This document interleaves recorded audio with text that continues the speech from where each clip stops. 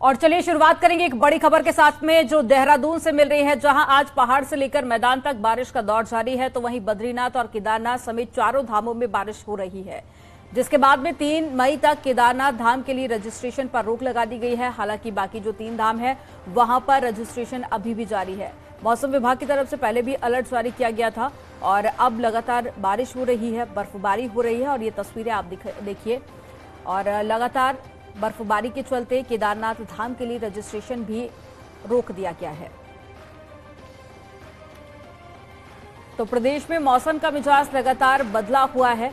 ऐसे में कई इलाके जो कि बारिश की चपेट में हैं और चारधाम यात्रा में बड़ी संख्या में श्रद्धालु पहुंच रहे हैं, तो ऐसे में लगातार बारिश और बर्फबारी के चलते श्रद्धालुओं को आने में भी दिक्कतों का सामना करना पड़ रहा है। ऐसे में प्रशासन की तरफ से जो व्यवस्था का दावा किया गया था वो व्यवस्था भी यहां पर पूरी नहीं हो पाई है। तो ऐसे में लगातार मौसम अपना मिजाज बदल रहा है। हालांकि मौसम वैज्ञानिकों का कहना है कि आने वाले 2 से 3 दिन तक मौसम ऐसे ही बना रहेगा और इसको लेकर एक गाइडलाइन भी जारी की गई थी, जो कि केदारनाथ और बाकी 4 धामों पर पहुंच रहे हैं। तो ऐसे में श्रद्धालुओं से कहा गया है कि गर्म कपड़े लेकर ही वो 4 धाम यात्रा के लिए जाएं। और ज्यादा जानकारी के साथ में सुनील नवप्रभात लाइव जुड़ गए हैं। सुनील का रुख कर लेते हैं। सुनील, रजिस्ट्रेशन को लेकर सबसे पहले आप जानकारी दीजिएगा, क्योंकि बड़ी संख्या में श्रद्धालु ऐसे जो कि 4 धाम यात्रा के लिए जाना चाहते हैं, ऐसे में रजिस्ट्रेशन रोक दिया गया है। कब तक रजिस्ट्रेशन रोका गया है, कब से दोबारा चालू किया जाएगा और साथ ही मौसम वैज्ञानिकों का क्या कहना है?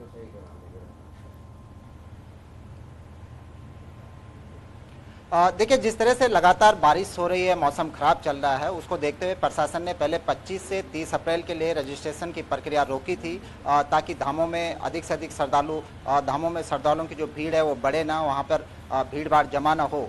लेकिन अब जिस तरह से वेदर डिपार्टमेंट ने फोरकास्ट किया है कि 3 मई तक इसी तरह का मौसम जारी रह सकता है। खासकर येलो अलर्ट भी जारी किया गया है कि यहाँ पर तेज हवाएं चल सकती हैं, बर्फबारी हो सकती है, बिजली गिरने की जैसी घटनाएं हो सकती हैं। तो इसको देखते हुए अब 4 मई तक जो रजिस्ट्रेशन है उसको बंद कर दिया गया है। यानी कि जो नया रजिस्ट्रेशन शुरू होगा वो 5 मई के बाद से शुरू होगा। 5 मई के बाद जो 4 धाम यात्री हैं वो रजिस्ट्रेशन करा सकेंगे, 4 धाम यात्रा पर जा सकेंगे। जी बिल्कुल सुनील, और ऐसे में देखिए मौसम का मिजाज बदल रहा है, इसलिए प्रशासन की तरफ से कहा जा रहा है कि सावधानी बरतें। लेकिन जो लोग वहां पर अभी पहुंचे हुए हैं, क्या वो दर्शन कर सकेंगे?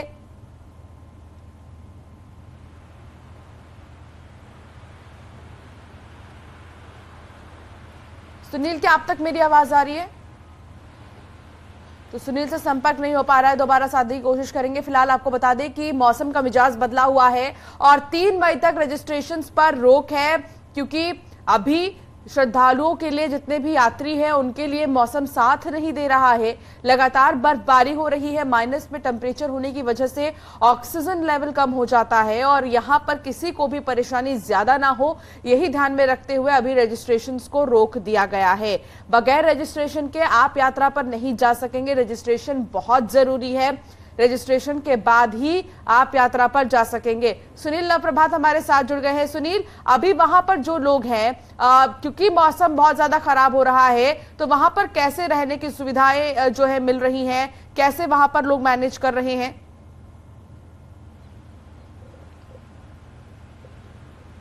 देखिए, चारों धामों में इस समय लगातार बारिश हो रही है, पिछले कई दिनों से बारिश हो रही है। प्रशासन लगातार 4 धाम यात्रियों से अपील कर रहा है कि वो जब भी 4 धाम यात्रा पर जाएं उससे पहले वेदर फोरकास्ट को देख लें। कल न्यूज 18 के एक इंटरव्यू में खुद मुख्यमंत्री पुष्कर सिंह धामी ने भी 4 धाम यात्रियों से अपील की कि वो जो लोग भी 4 धाम यात्रा पर आ रहे हैं उनका स्वागत है, लेकिन वो मौसम को जरूर देखें, क्योंकि हाई एल्टीट्यूड में चारों धाम है, यहाँ पर खराब मौसम में यात्रियों के लिए बड़ी दिक्कतें यहाँ पर हो सकती हैं। और इसी के मद्देनजर 4 मई तक के लिए रजिस्ट्रेशन की प्रक्रिया भी रोक दी गई है, क्योंकि बिना रजिस्ट्रेशन के धामों में श्रद्धालु जा नहीं सकेंगे। तो इसीलिए फिलहाल ये यात्रा रोक दी गई है। लेकिन अभी भी जो 4 धाम यात्री, अभी तक आप लगाइए कि पिछले 9 दिनों में करीब 2.5 लाख श्रद्धालु चारों धामों के दर्शन कर चुके हैं। श्रद्धालुओं को जो उत्साह है उसमें कोई कमी नहीं आई है। लेकिन जिस तरह से विपरीत मौसम बना हुआ है उसने चुनौतियां खड़ी कर दी हैं। कल भी बद्रीनाथ राष्ट्रीय जो राजमार्ग है उस पर आपने देखा कि 8 घंटे तक जो हाईवे है वो बंद रहा। बिल्कुल, और 3 किलोमीटर से भी ज्यादा का लंबा जाम लगा रहा गाड़ियों का। बहुत शुक्रिया जानकारी साझा करने के लिए सुनील। आगे बढ़ेंगे, बात उत्तरकाशी की करेंगे, जहां गंगोत्री हाईवे पर गंगनानी से हर्षिल तक संकरी सड़क होने के कारण लगातार जाम की स्थिति बनी हुई है। कई बार जाम लगने से यात्रियों को इन जगहों पर परेशानियों का सामना करना पड़ रहा है। गंगोत्री हाईवे झाला से पहले एक यात्री बस के पहाड़ पर फंस गई। दूसरी यात्री बस को साइड देने के चक्कर में पहाड़ पर बस फंस गई, जिससे लंबा जाम गंगोत्री हाईवे पर लग गया, जिसके बाद यात्रियों ने बमुश्किल बस को निकाला, लेकिन इस बीच बस के पीछे के हिस्से को नुकसान पहुंचा है।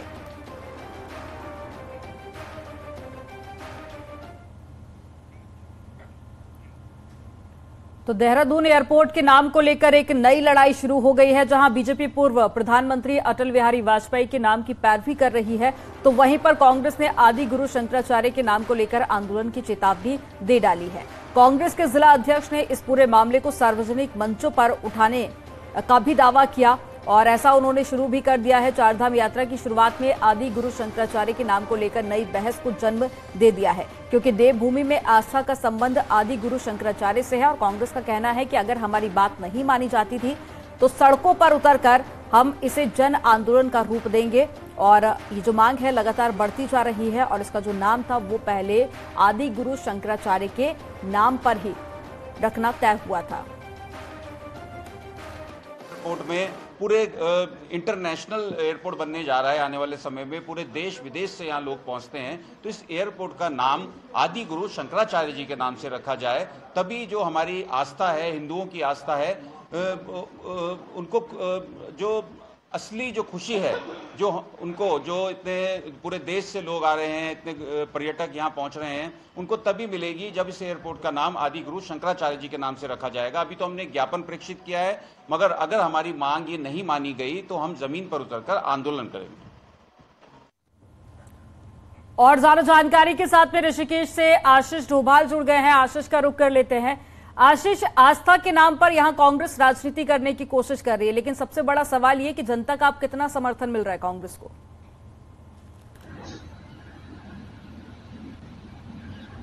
जी बिल्कुल, जो आदि गुरु शंकराचार्य है वो आस्था से जुड़ा हुआ नाम है और आपने देखा होगा केदारनाथ में पीएम मोदी ने भी प्रतिमा का एक अनावरण किया था, जिसमें आदि गुरु समाधि बनाई गई है शंकराचार्य की, और बहुत मान यहाँ उत्तराखंड में दिया जाता है आदि गुरु शंकराचार्य को। 2016 में हरीश रावत ने इस मुद्दे को उठाया था, लेकिन अभी जो हाल ही के दिनों में अथॉरिटी की जो मीटिंग हुई है उसमें बोर्ड के सभी सदस्यों ने स्वर्गीय प्रधानमंत्री अटल बिहारी वाजपेयी के नाम को प्रस्तावित किया है, जिसको लेकर कांग्रेस ने इसका विरोध शुरू कर दिया है और अभी ज्ञापन और सड़कों पे उतरने की बात कांग्रेसी कर रहे हैं।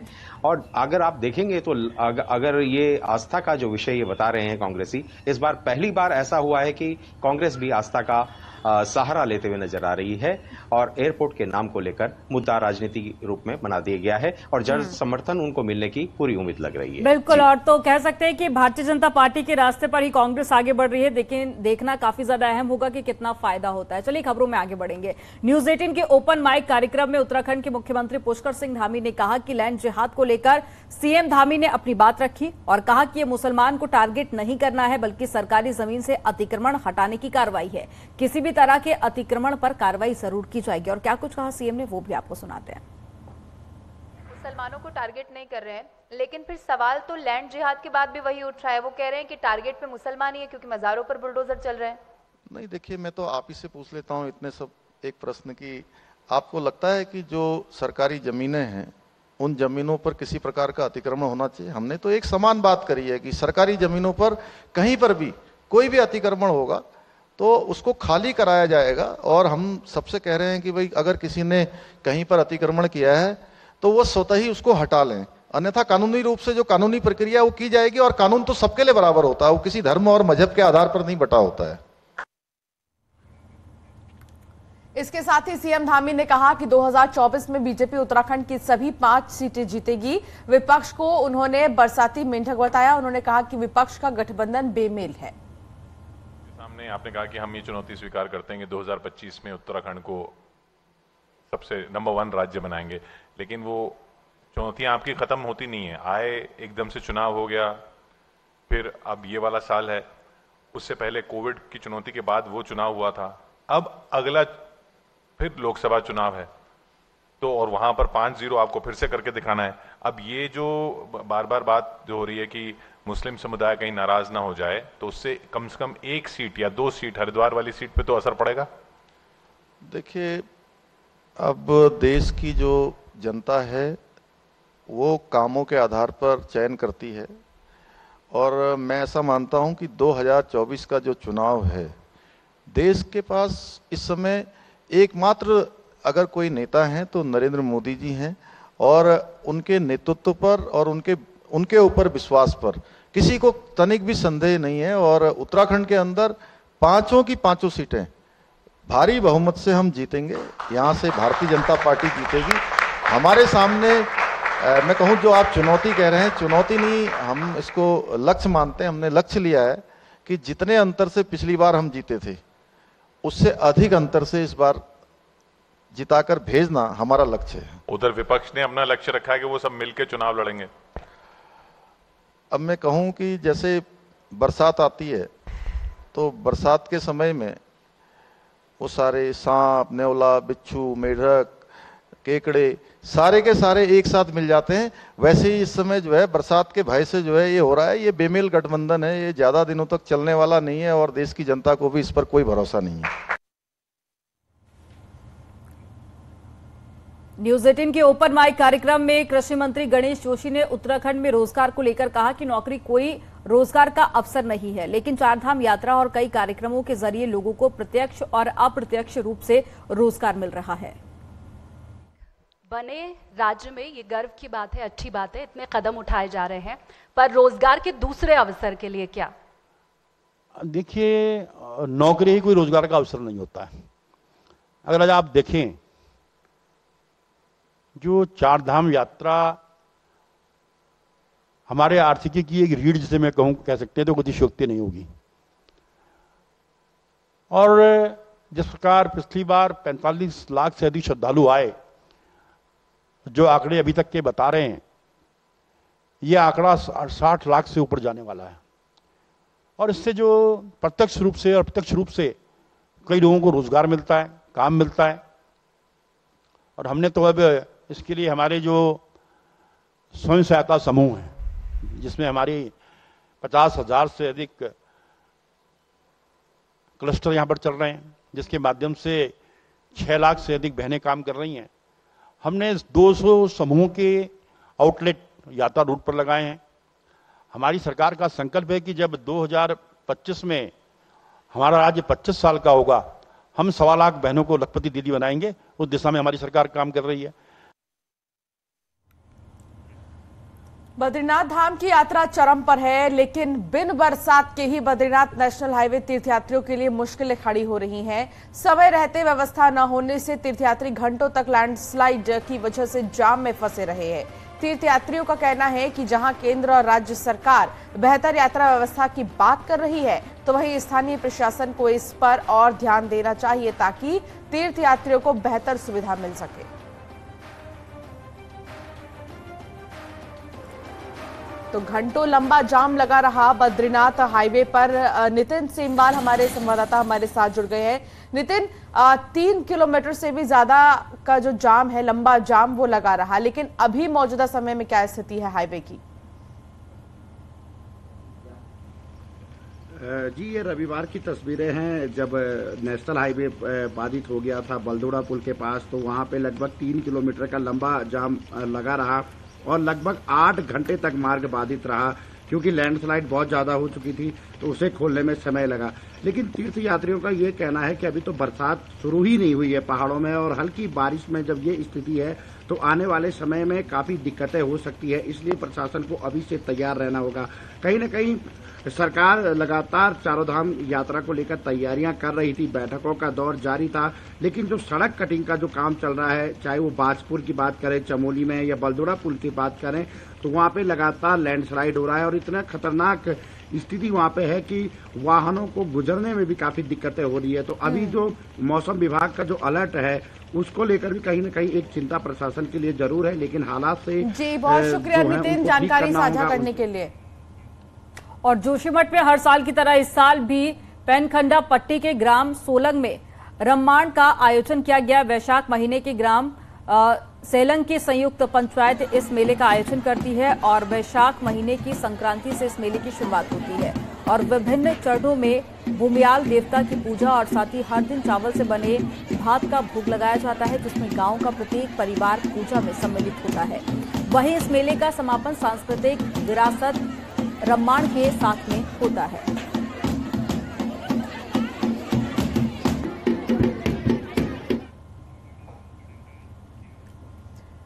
देहरादून के बद्रीपुर में घनी आबादी वाले इलाके में MDDA की ओर से वेडिंग पॉइंट का नक्शा पास कर दिया गया है, जिससे स्थानीय लोग आक्रोशित हो गए हैं और धरना प्रदर्शन शुरू कर दिए हैं। मामले में बद्रीपुर क्षेत्र के लोगों ने MDDA से नक्शा पास करने वाले इंजीनियरों पर कार्रवाई की मांग की है। स्थानीय लोगों की शिकायत के बाद वेडिंग पॉइंट का निर्माण DM के मौखिक आदेश पर काफी लंबे समय तक रुका रहा, लेकिन अब फिर से निर्माण शुरू होने पर स्थानीय जनता में आक्रोश है। इस कार्य को रोकना है। और एक्ट्रेस कंगना रनौत हरिद्वार पहुंची, जहां पर कंगना ने दक्षिणी मां काली मंदिर पहुंचकर पूजा अर्चना की। मंदिर में कंगना ने आचार्य महामंडलेश्वर कैलाशानंद गिरी से आशीर्वाद लिया। तो वहीं कंगना ने कहा कि उत्तराखंड देवभूमि है और उन्हें यहां पर आके काफी ज्यादा अच्छा लगता है। पिछले कई दिनों से उनकी केदारनाथ जाने की इच्छा थी, जो अब पूरी हुई है।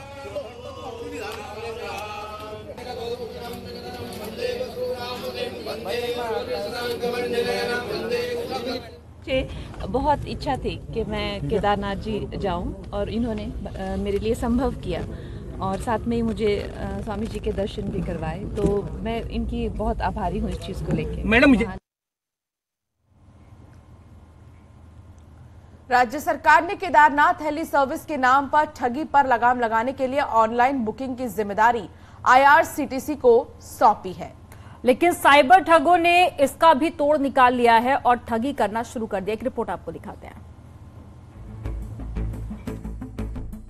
बीते साल केदारनाथ हेलीकॉप्टर सेवा के लिए कई यात्रियों के साथ ठगी की घटना सामने आई थी, जिसके बाद सरकार ने ऑनलाइन बुकिंग के लिए IRCTC को सौंपी है। IRCTC के पास फिलहाल रेलवे टिकट बुकिंग का जिम्मा है, लेकिन साइबर ठगों ने केदारनाथ हेलीकॉप्टर सर्विस के नाम पर IRCTC के पैरेलल एक फर्जी वेबसाइट तैयार की है, जिससे ठगी की घटना को अंजाम दे रहे हैं। वहीं उत्तराखंड साइबर पुलिस ने अभी तक केदारनाथ धाम के नाम पर करीब 14 फर्जी वेबसाइट को बंद कराया है, जबकि 12 अन्य को बंद कराने की तैयारी चल रही है। इस बार भी हमने जब देखा था कि IRCTC जो है ऑफिशियल पार्टनर है, उसी के द्वारा अधिकृत टिकटें जारी की जा रही हैं और बाकी कई सारी वेबसाइट्स थी जो कि क्लेम कर रही थी केदारनाथ धाम की हेली टिकट को देने का, तो उस पर संज्ञान लेते हुए लगभग हमने 14 वेबसाइट अभी तक बंद कराई हैं। 12 वेबसाइट और अभी जानकारी में आई है जिनको बंद कराने की प्रक्रिया गतिमान है। साइबर पुलिस ने अब गूगल से फर्जी साइट्स को फिल्टर करने के लिए कहा है, जिससे कोई भी यात्री अगर हेलीकॉप्टर टिकट की बुकिंग के लिए सर्च करता है तो IRCTC की ऑफिशियल वेबसाइट ही सामने आए। इसके अलावा हमने एक नया जो ट्रेंड देखा है कि अब साइबर अपराधी भी वो हो गए हैं, तेज हो गए हैं, तो उन्होंने IRCTC के नाम पर कुछ इस प्रकार से फेक वेबसाइट बनाने का प्रयास किया है, उनको भी हम डाउन करा रहे हैं। साथ में हमने इस संबंध में गृह मंत्रालय के साथ जो I4C विंग है उनके माध्यम से हमने गूगल को लिखा है और साथ में IRCTC को भी लिखा है। केदारनाथ हेली सर्विस के नाम पर ठगी कहीं न कहीं पुलिस के लिए चुनौती बनी है। जहां एक तरफ से इन साइट्स पर लगातार लगाम लगाने की कोशिश हो रही है, तो वहीं दूसरी तरफ साइबर ठग भी नए नए तरीके इजाद करने में लगे हैं, जिस पर अब केवल सतर्कता ही बचाव है। न्यूज़ 18 के लिए देहरादून से सत्येंद्र बर्तवाल की रिपोर्ट। केदारनाथ और बद्रीनाथ में मंदिरों में विभिन्न स्थानों पर QR कोड के माध्यम से दान वाले बोर्ड पर बद्रीनाथ केदारनाथ मंदिर समिति ने कहा है कि ये QR कोड वाले बोर्ड उनकी ओर से नहीं लगाए गए हैं। बीकेटीसी द्वारा रविवार को इस संबंध में पुलिस को तहरीर देकर इसकी जांच की मांग भी की गई। बीकेटीसी के अध्यक्ष अजेंद्र अजय ने बताया कि दोनों धामों में कपाट खुलने के दिन से ये बोर्ड लगाए गए थे। बीकेटीसी के अधिकारियों के संज्ञान में आने पर उसी दिन बोर्ड उतार दिए गए थे।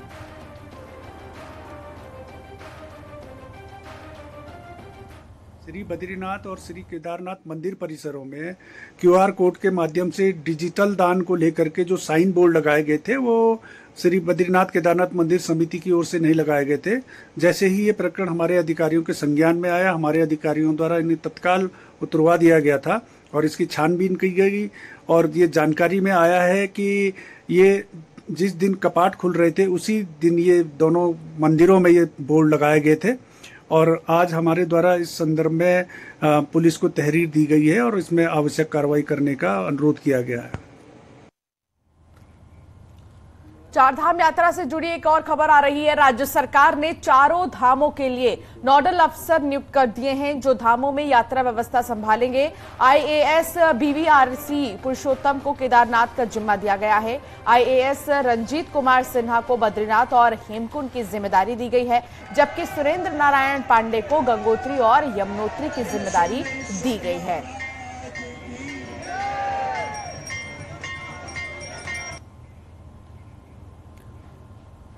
और पिथौरागढ़ यहां के नैनी सैनी एयरपोर्ट से सटे 3 भवनों के साथ ही एक स्कूल को ध्वस्त करने की कार्रवाई शुरू हो गई है। प्रशासन ने भारी पुलिस बल के साथ में पहले स्कूल को तोड़ा।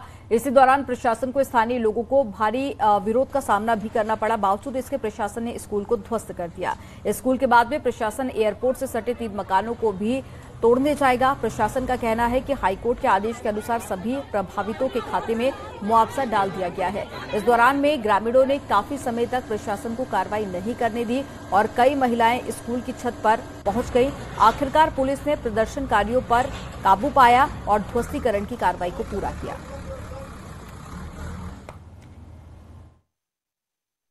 बहुत ज्यादा दुखी हैं। यहाँ पे जो प्रशासन है उन्होंने बिना कोई नोटिफिकेशन के आए और सीधा तोड़फोड़ स्टार्ट कर दी है। ताला पहले इन्होंने गेट तोड़ा, स्कूल के सारे ताले तोड़े हैं और बहुत ही उग्र होकर इन्होंने जो है सारे फर्नीचर तोड़े। 2018 में लैंड एक्विजिशन एक्ट हुआ था जिसके तहत एयरपोर्ट में कुछ भवन बाधक बन रहे थे जिसमें एक माना नैनावती स्कूल भी था। तो वो माना नैनावती स्कूल और जो बाधक भवन बन रहे हैं एयरपोर्ट के में एयर सेवा के संचालन में, तो उनको एक्वायर किया गया है और उसके बाद ध्वस्तीकरण की कार्रवाई अभी चल रही है। तो वहीं रामनगर के लूटाबड़ के एक युवक की गोली मारकर हत्या कर दी गई। हत्या की खबर से मृतक के परिजन सदमे में हैं। बताया जा रहा है कि पप्पी सागर नाम का ये युवक बजरंग दल का कार्यकर्ता भी था। उसके परिजनों का आरोप है कि हत्या धर्म विशेष के लोगों ने की है जो 1.5 महीने पहले भी उनके घर पर हमला कर चुके हैं। वहीं हत्या के बाद ग्रामीणों ने हत्यारों की जल्द गिरफ्तारी की मांग को लेकर कोतवाली का घेराव किया। ग्रामीणों में हत्या के बाद से काफी रोष है। उधर पुलिस ने आरोपियों की गिरफ्तारी के लिए टीमों का गठन कर दिया है।